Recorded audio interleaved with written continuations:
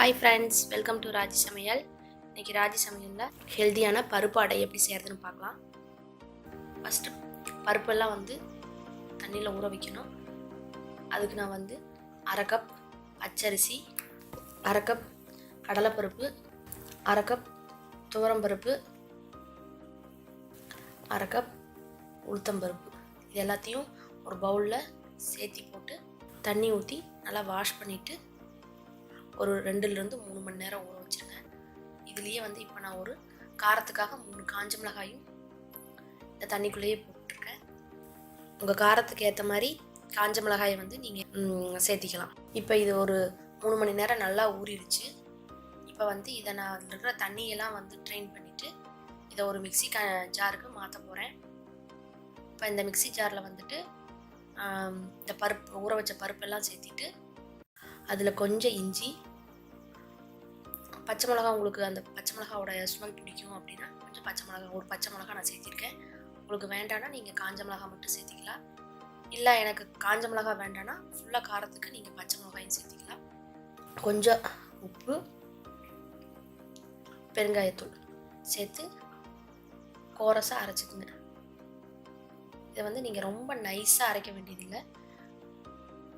இட்லிக்கு அரிசி மாவு அரைப்பீங்க இல்லையா, அந்த பதத்துக்கு அரைச்சா போதும். கொஞ்சம் கொரகொரப்பாக இருக்கணும். இந்த மாதிரி கொஞ்சம் கொரகொரப்பாக அரைச்சி எடுத்துக்கலாம். இப்போ அடை மாவு ரெடி ஆயிடுச்சு. அதில் கொஞ்சம் துருவின கேரட்டு, கொஞ்சம் கொத்தமல்லி தழை, கருவேப்பிலை, கொஞ்சம் பொடியாக நறுக்கின வெங்காயம், 1/2 வெங்காயம் இதில் சேர்த்திக்கலாம். சேர்த்திட்டு இப்போ அதில் நான் ஒரு 4-5 கரண்டி மாவு மட்டும் சேர்த்தி நல்லா மிக்ஸ் பண்ணிக்கலாம். ஏன்னா இப்போ இதில் எல்லாத்தையுமே நீங்கள் மிக்ஸ் பண்ணி வச்சிட்டீங்க அப்படின்னா ஒருவேளை உங்களுக்கு எக்ஸ்ட்ராவாக நீங்கள் மாவு தீராமல் போய் இதை ஃப்ரிட்ஜுக்குள்ளே அப்படியே இந்த வெங்காயம் இதெல்லாம் சேர்த்து கலந்து ஃப்ரிட்ஜுக்குள்ளே வச்சிங்கன்னா ஒரு ஸ்மெல் வரும். அதனால் தேவையான அளவு மட்டும் கலக்கிட்டு எக்ஸ்ட்ரா மாவு இருந்ததுன்னா அதை அப்படியே வெறுமனே ப்ளைனாக எதுவும் கலக்காமல் நீங்கள் ஃப்ரிட்ஜுக்குள்ளே ஸ்டோர் பண்ணி 2-3 நாள் வச்சிருந்து கூட யூஸ் பண்ணிக்கலாம். இப்போ இந்த மாதிரி மாவு ரெடி ஆயிடுச்சு. இது நல்லா கெட்டியாக இருக்கிறதுனால நான் கொஞ்சம் தண்ணி சேர்த்து நல்லா கலந்துக்கலாம்.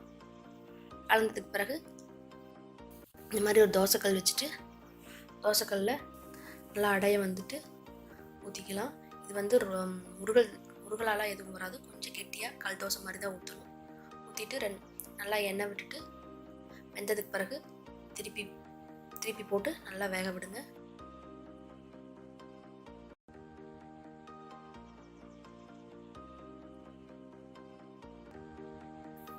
இந்த மாதிரி அடை ரெடி ஆயிடுச்சு.